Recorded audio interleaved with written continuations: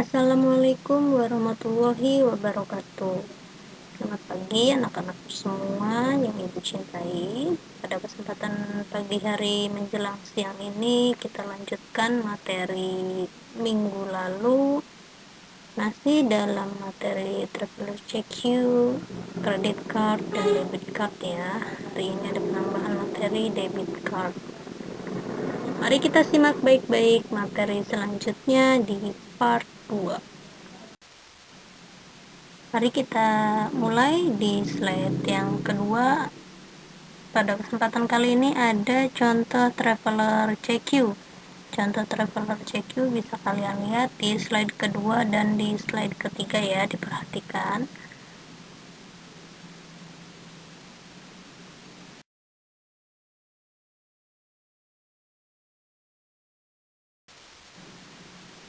Nah, kita masuk pada materi part 2, yaitu credit card atau yang disebut kartu kredit. Bisa kalian baca di sini pengertian dari kartu kredit, yaitu sebuah kartu yang terbuat dari sejenis plastik yang dapat dipergunakan untuk melakukan pembayaran akibat transaksi yang dilakukan dengan fasilitas yang diberikan oleh bank untuk membayar secara kredit dengan jumlah dan waktu yang telah disepakati.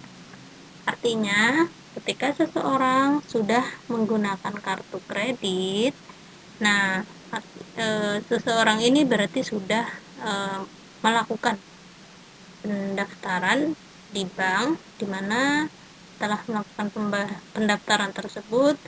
Nah, kartu ini bisa digunakan untuk melakukan transaksi atau pembayaran yang dilakukan si pemegang kartu kredit ini, atau disebut istilahnya card holder. Oke, bisa kalian lihat di slide selanjutnya ada contoh-contoh kartu kredit, silahkan diamati ya. Nah, ini ada beberapa contoh kartu kredit, silahkan diamati beberapa contoh kartu kredit. Lanjut ya ke materi selanjutnya, ada pelaku-pelaku kartu kredit atau pelaku-pelaku kredit card. Ada 4 pelaku yang harus kalian ingat dalam kartu kredit. Yang pertama ada penerbit kartu kredit atau istilah lainnya adalah issuer, yaitu perusahaan atau bank yang menerbitkan kredit card atau kartu kredit. Misalnya Visa, Dinner International Club, Mastercard, Eurocard, dan masih banyak contoh-contoh lainnya ya. Di antaranya seperti itu. Yang kedua ada pemegang atau card holder.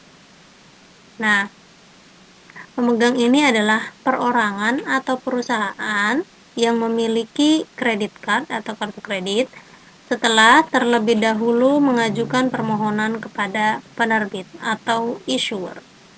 Nah, yang ketiga ada acquirer. Acquirer ini adalah bank yang bertindak sebagai agen untuk melakukan autorisasi atas transaksi yang dilakukan kepada merchant.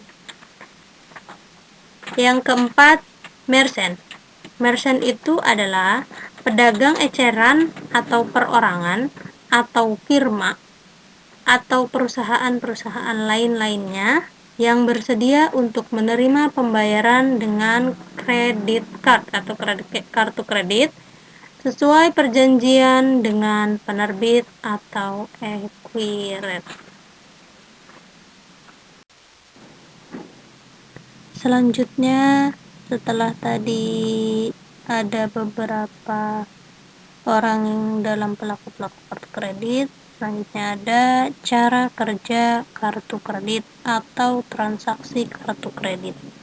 Di sini bisa kalian lihat ada beberapa gambar di situ.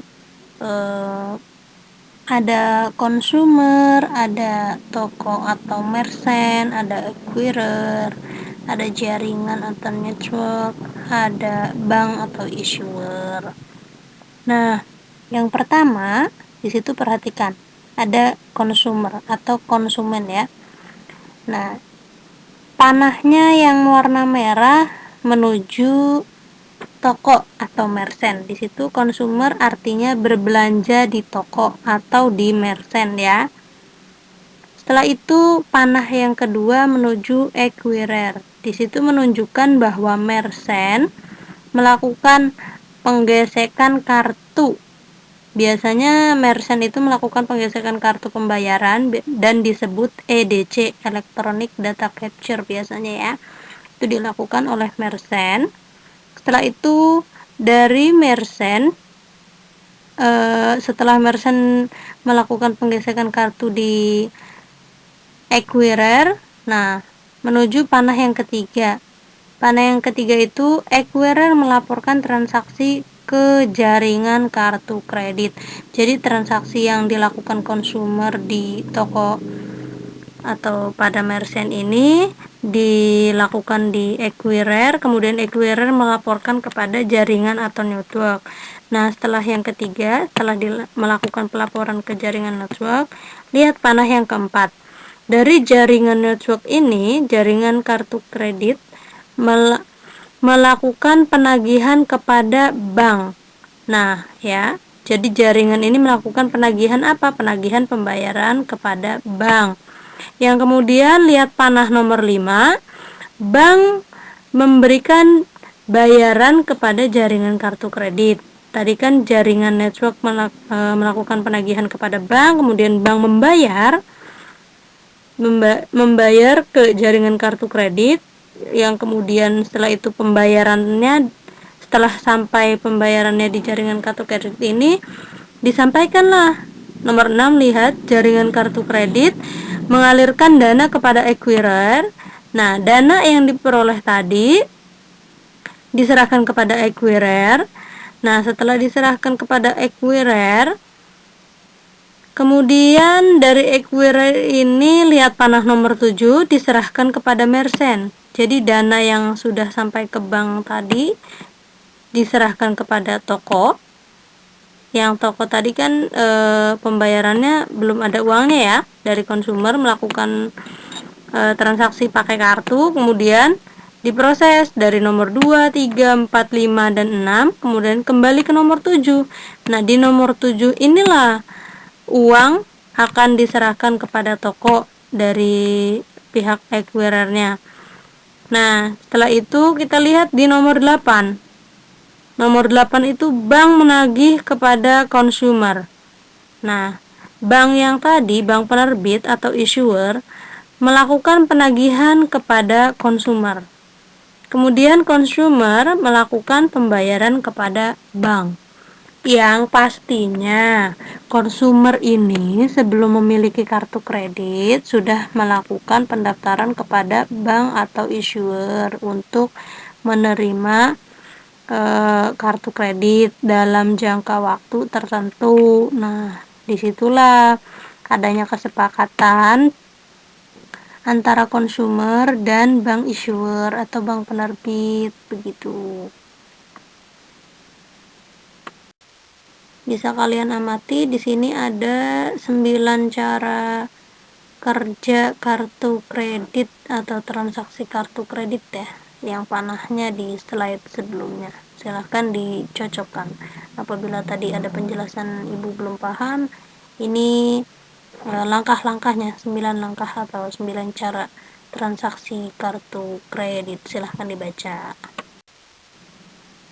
Selanjutnya ada beberapa manfaat kartu kredit atau credit card, yang tentunya ada 4 ya, bagi pemegang kartu kredit, bagi issuer, bagi acquirer, dan bagi merchant.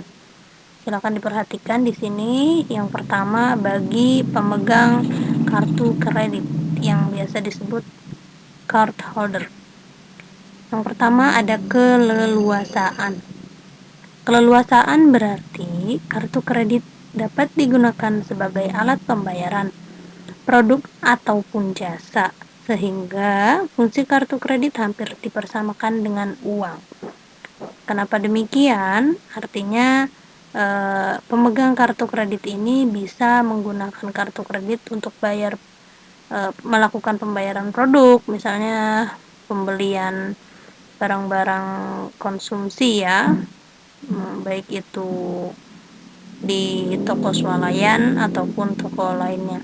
Di bidang jasa pun bisa menggunakan kartu kredit pembayarannya apabila bidang jasa tersebut bekerja sama dengan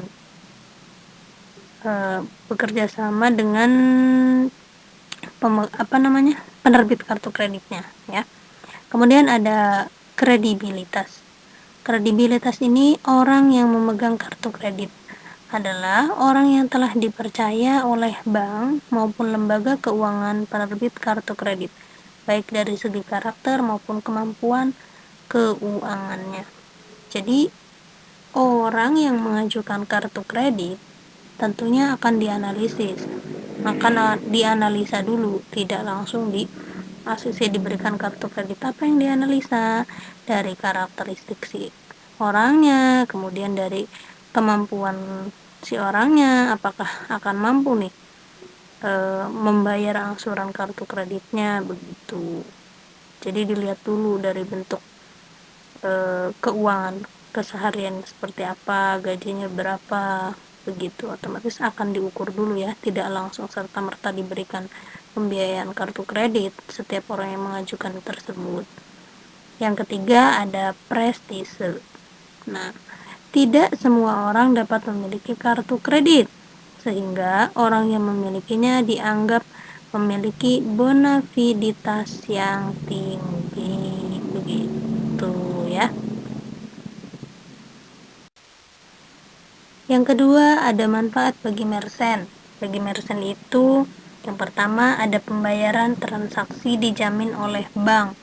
Yang kedua, volume penjualan akan meningkat. Yang ketiga, peningkatan pemasaran produk atau jasa yang ditawarkan. Yang keempat, terhindar dari risiko pembayaran uang palsu dan lain-lain. Nah, kita ulas ya. Pembayaran transaksi yang dijamin oleh bank. Nah, kenapa dijamin oleh bank? Karena si merchant ini, bagi merchant kan pedagang ya, pembayarannya dijamin oleh bank karena ketika ada orang yang belanja menggunakan kartu kredit, nah nanti uang cashnya itu sudah pasti dibayar oleh bank gitu ya. Yang kedua, volume penjualan meningkat. Nah, kenapa bisa meningkat? Karena si pedagang ini selain menerima pembayaran dari uang cash, dia juga menerima pembayaran melalui kartu kredit, otomatis volume penjualan akan meningkat. Yang ketiga, peningkatan pemasaran produk atau jasa yang ditawarkan. Jelas, kalau penjualannya meningkat, maka produk jasa yang ditawarkan pun akan meningkat dalam pemasarannya. Yang keempat, terhindar dari resiko pembayaran dengan uang palsu. Jelas, karena kalau dari bank, uang itu kan otomatis uangnya uang asli semua, tidak ada uang palsu. Oke. Selanjutnya yang ketiga ada manfaat bagi issuer atau bagi penerbit. Yang pertama ada komisi penjualan kartu kredit. Dalam pelaksanaannya selalu mendapatkan komisi setiap kartu kredit tersebut diluncurkan. Per kartu kreditnya akan mendapatkan komisi ya penerbit ini. Kemudian ada kelengkapan pelayanan produk atau jasa yang dimiliki sehingga dapat menambah jumlah nasabah. Nah, kelengkapan pelayanan produk atau jasa yang dimiliki sehingga dapat menambah jumlah nasabah. Itu manfaatnya ya. Kemudian yang terakhir bagi acquirer. Nah, yang pertama mendapatkan komisi dari merchant atas transaksi yang dilakukan antara cardholder atau bank lain maupun bank sendiri dengan merchantnya. Nah, yang pastinya mendapatkan komisi dari pedagang ya atas transaksi yang dilakukan antara si pemilik kartu, bank lain maupun bank sendiri dengan merchantnya. Kemudian yang kedua, memberikan kelengkapan produk atau jasa yang dimiliki, khususnya bagi merchant, khususnya bagi pedagang ya, yang merupakan nasabah bank. Jadi, bagi acquirer ini bisa memberikan kelengkapan produk atau jasa, khususnya bagi pedagang, merupakan nasabah bank. Di sini yang selanjutnya ada debit card atau kartu debit. Kalau yang tadi adalah kartu kredit, yang ini adalah kartu debit. Kita baca dulu ya pengertiannya. Di sini ada pengertian kartu kredit biar nanti kalian dapat membedakan antara kartu debit dengan kartu kredit. Di sini kartu debit yaitu sebuah kartu yang terbuat dari sejenis plastik yang dapat dipergunakan untuk melakukan pembayaran akibat transaksi yang dilakukan dengan langsung yang dibebankan pada rekening nasabah bank yang melakukan transaksi tersebut. Jadi, kalau kartu kredit tadi melalui beberapa tahap. Kalau kartu debit tidak melalui beberapa tahap, langsung dibebankan pada rekening nasabahnya saat melakukan transaksi tersebut. Artinya, nasabah ini harus memiliki saldo dulu nih di rekening banknya, kemudian nanti dibelanjakan, kemudian langsung terpotong tuh. Itu namanya kartu debit. Kalau yang tadi kartu kredit kan pengajuan dulu, dimana nanti di akhir baru adanya penagihan dari si pihak penerbit kartu kredit. Kalau kartu debit tidak, jadi langsung dibebankan pada rekening nasabahnya ya. Nah, di sini bisa kalian lihat ada contoh kartu debit card ya. Ini contohnya dari Bank of America begitu. Ya, sejenis bank-bank BTN atau Bank Mandiri juga sama. Contohnya kayak gini, cuma beda penulisan saja ya. Sekian materi yang dapat Ibu sampaikan pada pagi menjelang siang hari ini. Apabila ada yang ingin ditanyakan, mari kita buka forum diskusi di grup sebelah. Terima kasih. Wassalamualaikum warahmatullahi wabarakatuh.